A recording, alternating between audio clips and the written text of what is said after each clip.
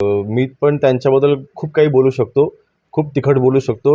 आणि त्यांच्याबद्दल तिखट बोलणं म्हणजे सत्य बोलणं असतं. पितळ उघडं पडेल, त्यामुळे मला वाटतं याच्यावरती मी न बोलणं योग्य राहील.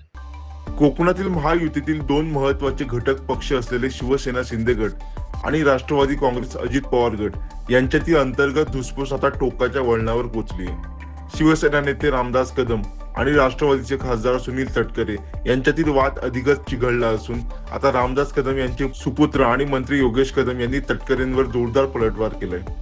तटकरे यांच्या वक्तव्यानंतर कुठेही कॉम्प्रोमाइजसाठी जागा उरली नाही.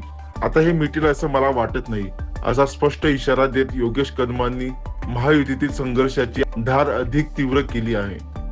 तटकरे यांनी रामदास कदम यांच्यावर केलेल्या टीकेनंतर योगेश कदम चांगलेच आक्रमक झाल्याचं पाहायला मिळाले.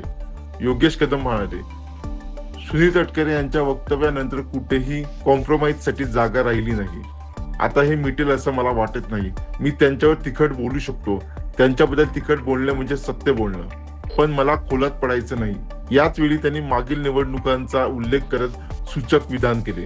मागच्या विधानसभेला आणि लोकसभेला कोणी कोणाला मदत केली हे समोर आलं तर पितळ उघडं पडेल, असे योगेश कदम म्हणाले. त्यांच्या या वक्तव्यामुळे महायुतीतील अंतर्गत मतभेद आणखी वाढण्याची शक्यता व्यक्त केली जाते. आता यावर सुनील तटकरे काय प्रत्युत्तर देणार हे पाहणे महत्त्वाचे ठरेल.